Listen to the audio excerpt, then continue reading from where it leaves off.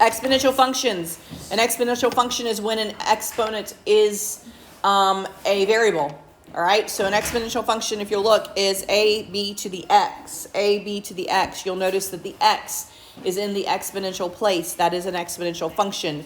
The number that is the large number, that's called the base. The tiny number, that's the exponent, right? All right, so we have a base, which is your b, and then we have the x, which is the exponent. And they show you this graphing. I am not going to make you graph exponential functions. Honestly, the truth is that for most of your graphing, you're going to use a graphing calculator if you absolutely have to graph something and need a picture of it. But for your polynomial and your rational functions, I really needed y'all to have a strong grip on that for my calculus kids, because I really need you to have those pictures, right? But for exponential functions, the picture is that it's not linear, okay? So think about how linear tracks. Linear tracks just steady, slow and steady, up a particular slope. Exponential looks like this. It shoots up, or if it's decay, it shoots down. That's why we have the term, it grew exponentially. What do we mean by that? It shot up, right? It just completely shot up. And so that's what that function looks like. You can see that it is no longer this steady little slope. It's this, oh, we're going to start and then we're going to take off. All right, that is an exponential function, and that's what they look like. All right, the most common thing that you are going to see with exponential functions is compound interest. Compound interest and exponential growth and decay, which are the two problems that we actually do in this section, is where you see this the most. You'll see compound interest in obviously like a business class. If you were to go to college and take business, you're going to see these type of formulas. If you go into any type of science or chemistry, you're going to see exponential growth and decay. And for those of you that have finished chemistry, you probably did half-lives and stuff in chemistry, maybe. That's exponential. Those are exponential functions. So compound interest, $30,000 is what he invests. 6% is the APR, or the return on the investment. They want us to calculate this balance after 15 years, which with each of these, and we are compounding it annually, quarterly, monthly, daily, continuously. So the two functions that you see up here, one is compounded.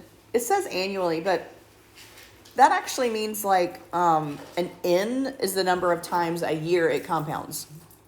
So this first function is given when you have like, it's compounded this number of times per year. That's the function you're going to use.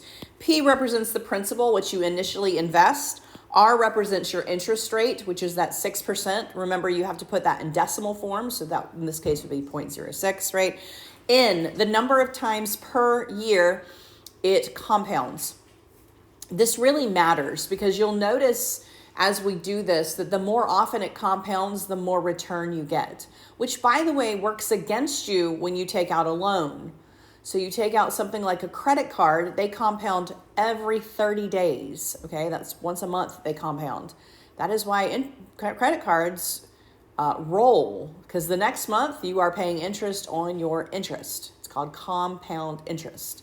It works really great when you're investing. It works really poorly when you are borrowing. So number of times a year that it compounds. And then up here in the exponent form, you see the number of time it compounds again, multiplied the number of years you are compounding. Okay. So this is, I am given an amount and I'm saying it compounds this many times per year. All right. The other one, which people normally remember because it looks like a word, right? PE to the RT. These all represent the same thing, except this is compounding continuously. It is continuously compounding, okay? And so the P is, again, your principal. The R is your rate. The T is the number of years. And the E is your natural number E. It's like 1.17. I don't know. People recognize this. E is like pi, okay? It's a non-terminating, non-repeating decimal. Okay, it's just represented by this little guy so that you know what it is. It's called the natural number, all right? Natural number, E. And it's, so if you put in your calculator, E times 1, you're going to see that little 1 point decimal, right? It's just a number, but you use that number and take it to that power. All right, so let's look at this guy. $30,000 is invested. So a couple things, and I say this because sometimes people don't naturally know this. If it is compounded quarterly, how many times a year is that? 4. There we go. Monthly would be, and daily would be on a non-leap year. There we go. Okay. So sometimes they'll do, semi-monthly. That means twice a month. Bi-weekly. That means every other year, which is 26 times a year. By the way, there are 52 weeks in a year. So just pay attention to those terms and make sure you actually know what that stands for numerically, okay? So really for these, you just fill it in. If I am trying to find what the return was, I am going to say, let's say for annually, 30,000. 1 plus my interest rate, 0.06. Number of times it compounds a year if it's annually. Well, that's 1, okay? And then raised to the number of times per year for 15 years. That would be annually. Let's say we did it monthly. Monthly is going to equal that 30,000. 1 plus 0.06, and now my number of times is 12. And then 12 times 15, right? Continuously, now I'm going to use this one. Continuously is going to be 30,000 times e to the 0.06 times 15, okay? So what I want you to do is I want you to try those 3 in your calculator and make sure you know how to put it in a calculator.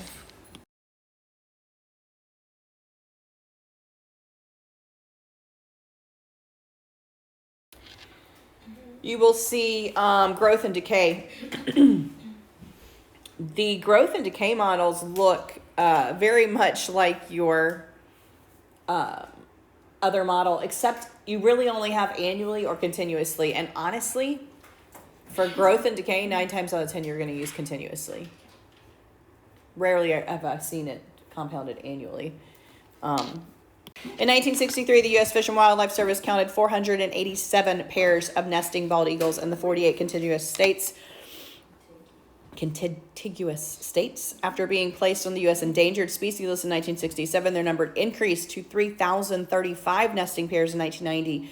Assume exponential growth. Find the average annual percentage increase in nesting pairs from 1963 to 1990. Then use an exponential growth model to predict the number of nesting pairs in 2006. All right. So I will say when they do years, very often they will have like, this is my starting year, and then just count the number of years since then, which is what they did here.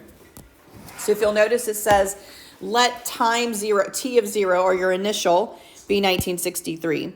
So because that's when they started, instead of using like 1963 and 1990, they are going to use the initial year as 1963 and 27 as 1990, because that's 27 years from 1963. So then your initial amount, so at time 0, there were 487, and at time 27, there were 3,035, all right? So they said annually. What is the annual increase? The only time that you're going to see something like this is if they verbally tell you annually, okay? If they want a growth rate, you're typically going to use your E, okay? Because like bacteria growth is like the one they love to use. It is going to be a continuous growth. Bacteria growth is going to be a continuous growth. With population even, it can sometimes be the continuous unless they do it year over year like they've done here. So because they said annual increase, we are going to plug it into this guy. Well, my ending amount was the 3,035. So I have 3,035 as my ending amount. My initial amount was the 487. The rate is what we're trying to find. We don't know that. But we do know how many years, which is 27.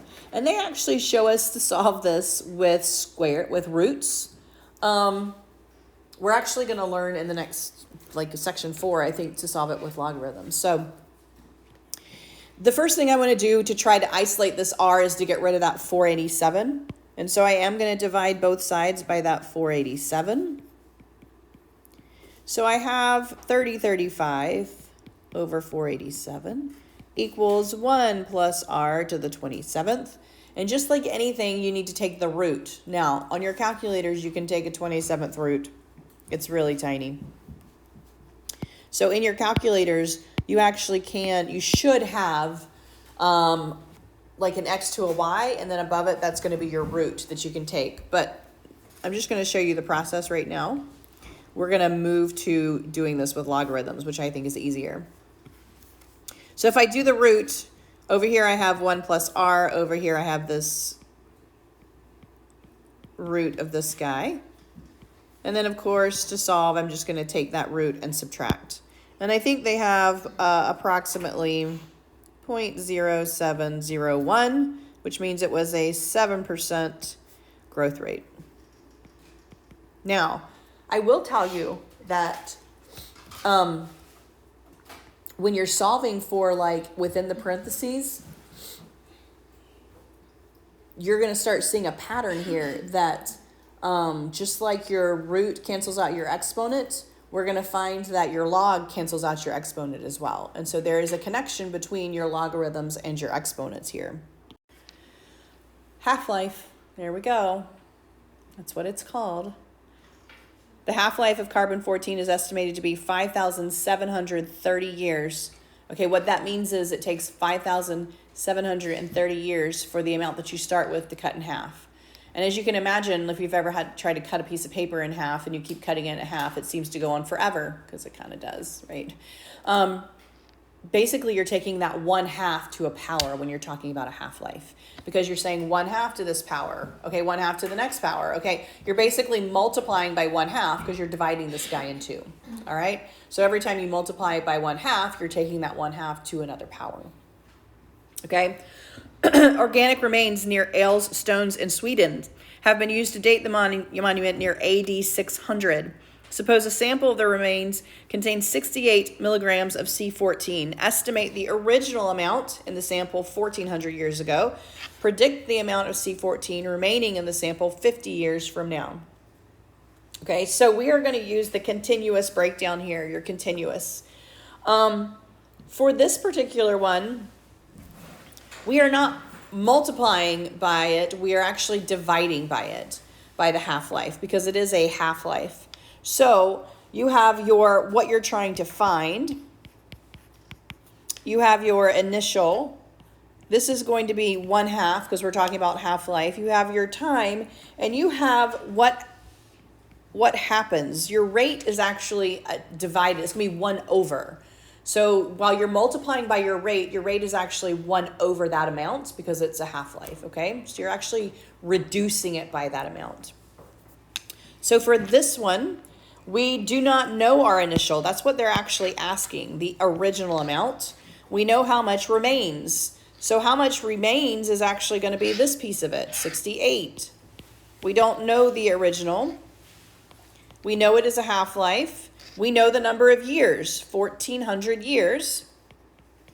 And we know how much it decays in a half-life, 5,730. All right. So while this is a crazy number, it's really just being multiplied. So how do I solve for this initial amount? I just divide by that big crazy thing, right? Divide both sides by that 1/2 to the 1,400 over 5,730. In your calculators, it would look like this, 68 divided by, and then you want to do 1/2, or, I mean, obviously in your calculators, 0.05. and you want to do 1,400 divided by 5,730. Now, I will say your calculator should do this first, right? Make sure it does, but if it doesn't, you can put parentheses around that piece as well. You should get approximately 80.5 milligrams. By the way, it started out with 80.5 milligrams. 1,400 years later, it's at 68 milligrams. That's how half-lives work, right?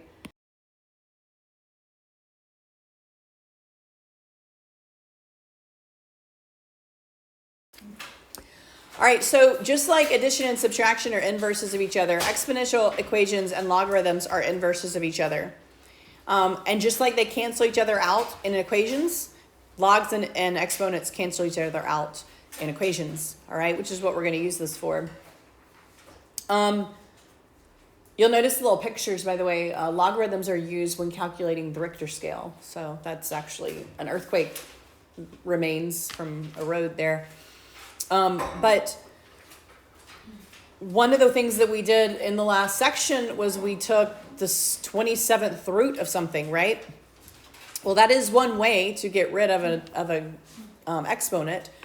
But the other way is to use the logarithmic function, which is just the inverse.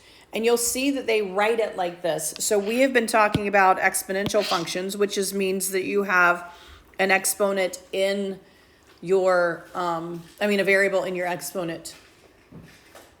But if you have a variable in your exponent, you can actually rewrite it to a logarithm. So that exponent becomes what you're solving for. The base of the exponent becomes the base of the logarithm. And you are taking it of what you originally were solving for. So let's say I have 2 to the third power. 2 to the third power equals 8. We all know that, okay? That would mean that log base 2 of 8 equals 3.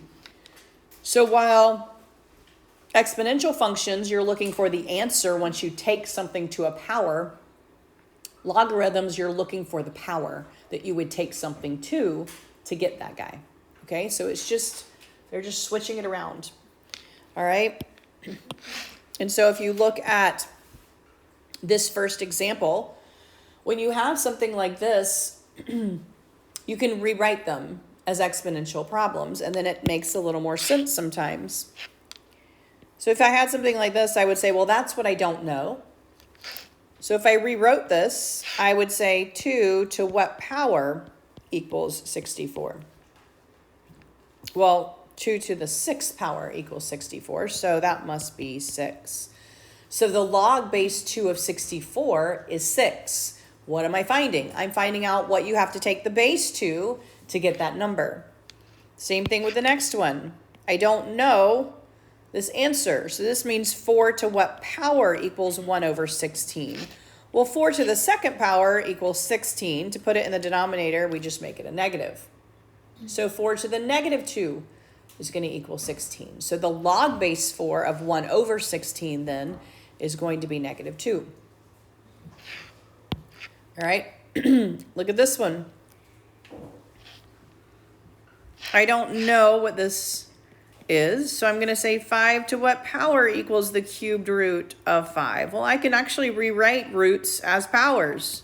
That's 5 to the 1/3. So obviously, this guy here equals 1/3. Make sense? And then this last one, this is always a fun one. 3 to what power equals 1? Anything to what power equals 1? 0.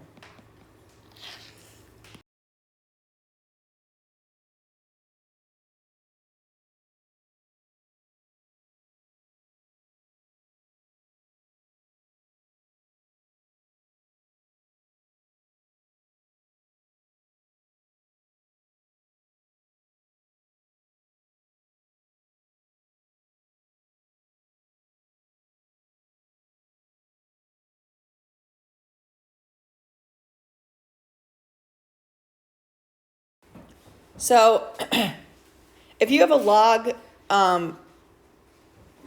you have log base b of 1 equals 0. Since b to any power is 0 is 1, b to 0 is 1, so anything to the 0 power is 1. So if you have a log of any base of 1, your answer is always going to be 0.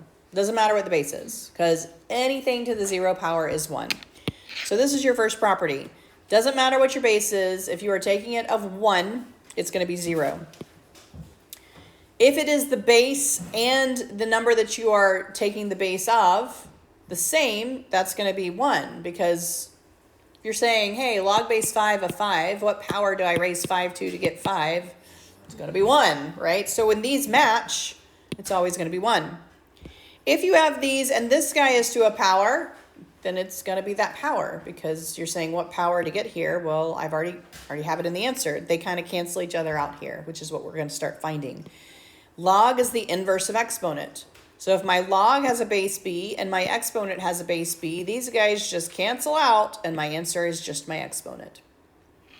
And this is why, because if you rewrite it, you have the base to the power, the base to the power. All right, same thing here. My log is in my exponent spot. Base is the same as the base of my log. These two are going to cancel each other out. It's like adding and subtracting the same number. You might as well not even do it. You're left with what you have right here, just the y. Okay, so a base of an exponent cancels out a log with the same base. A log of a base cancels an exponent of the same base. Okay, so when you apply those functions to each other, they cancel each other out. It's like multiplication and division. If I take 5 and multiply by 2 and then divide by 2, I end up with 5. That's what bases and logs do.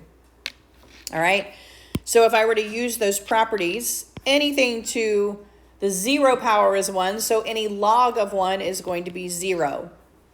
My bases are the same, so that is just going to be 1. 7 to the first power is 1. How does this apply to these? Well, I could rewrite this log base 2 of 2 to the 6th. My bases cancel each other out. I get just my exponent. And then for this last guy, base is the same as the log that's in the exponent. Those cancel. My answer is 3.5. So logs cancel out bases. Okay, as long as the base of the log and the base of the exponent is the same.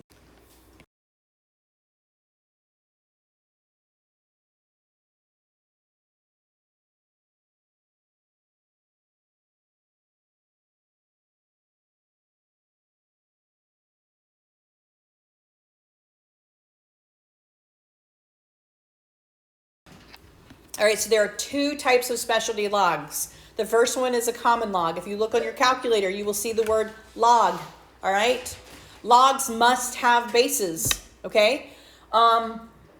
Roots must have an index, right? But if you don't see an index, there is a common one that you assume. If you see a root with no index, you assume it's a 2, okay? The same holds true of logs. If you do not see a base, you assume one. That base is 10, okay? So all of your logs are a base 10, meaning you're saying 10 to what power equals this number, all right? So if you do not see a log with a base, you are going to assume what's called a common log. So on your calculator, when you use that log button, you are always using base 10, all right? Now that's beautiful when it is actually a base 10. So like for this first one, this is 10 to what power? Well, that's actually 10 to a specific power. We can actually get that in our heads. 10 to what power equals 1,000? 3. How many zeros are there? Just count, right? So this is the same thing as log of 10 to the third. I don't see a base, but my base is 10. All right? 0.01. How many decimal places did I move, right? So this is also a base 10. This is going to just be -2. It's like 1 over 100, right? Yes. This, however, is not pretty. You're not going to do that in your head. You're going to do that in your calculator. You're going to say, what is the log of 4.39? Okay? And it's going to give you a decimal that you are going to round, okay? Which I think is I will say most logarithms are rounded to 4 decimal places. So most of the time it's going to say 4. I usually give you those instructions to you, but most of the time you do round to the 10,000th place for these. D is also going to be the same way. It's going to be small, but right here, 10, those cancel just like anything else. Your rules apply to common logs. This is the one I want you to try into your calculator. Put that one in. All right, so you should get an error in your calculator. Why? Well, I cannot take 10 to any power and make it negative. I can make it smaller than 10, right? I can do 1 over 10, but I can't make it negative. I can subtract from 10 to get -3, but I cannot take 10 to a power and make it -3. So if you have a log of a negative, you are going to get an error because you are saying, I want you to take this positive number, to some power and make it negative. It won't happen, okay? So this is a time where you're going to say, we have no solution here. This is not possible to do this, all right?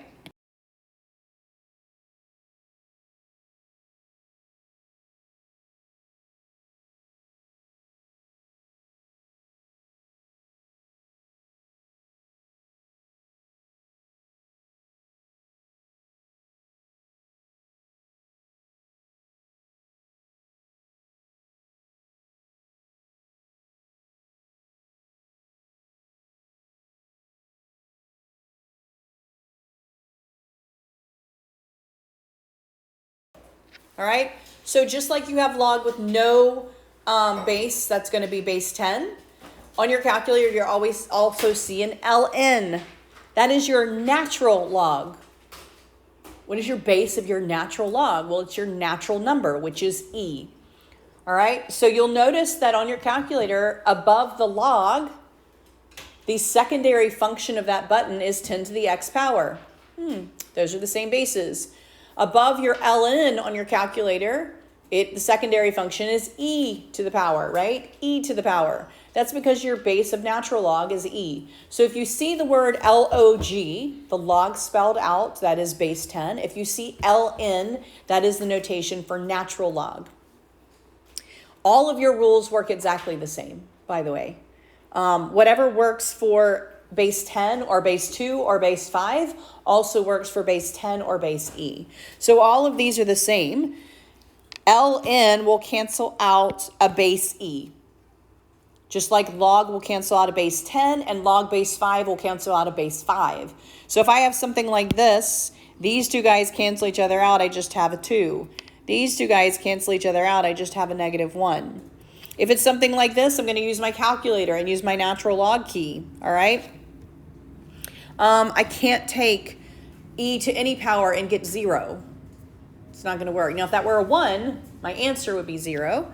A base e with a natural log and the exponent will cancel out and I'll have a 3. So all my rules that work for any of my logs work for my common and my natural log. Those all work the exact same. All right?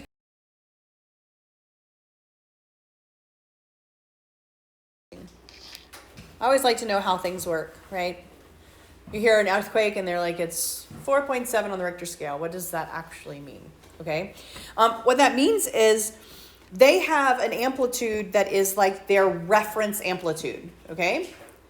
And if an earthquake happens, they compare it to it. How many times that reference amplitude was it larger? Okay. So in this case, they said, I think the amplitude was 10,000 times the amplitude that they use as a reference or as stationary. It is unchanging, okay? So they have a reference amplitude that is unchanging that they compare all earthquakes to, and they say how many times greater than our standard amplitude was this particular earthquake, all right? And the function that they find the Richter scale for, you see that R at the top here.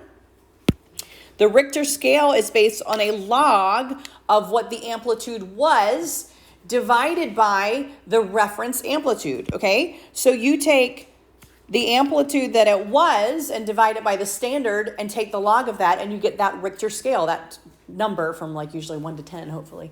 All right, now, what are they saying? It was 10,000 times the reference. So we're gonna say A sub 0, that's my reference scale.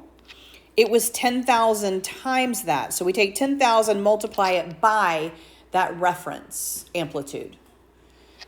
That is what the amplitude was for this earthquake. We divide it by the amplitude that they compare it to, because that's what my function tells me to do. What happens to those reference? They what? They cancel out.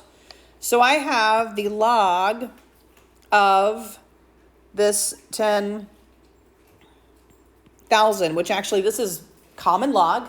This is actually one that we can do with 10, and this is a 4 on the Richter scale. A 4 on the Richter scale. All right, this next one is saying, I'm going to give you what the Richter scale was. It was 9.2, all right? By what factor was it magnified? So these are going to cancel out if they give you the multiplication of it, right? It's always going to cancel out if they say it was 10,000 times. They want to know how many times larger. It's log of some number we don't know. How do I get rid of a log? Well, I use the base. What's the base of a common log? 10. So if I do the base 10 over here, I can do the base 10 over here, right? And those will cancel. I'll cancel here. I get my x. Over here, I do 10 to the 9.2.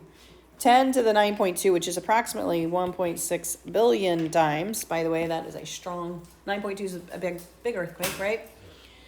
1.6 billion times their standard amplitude that they would normally have. 1.6 billion times the standard amplitude. So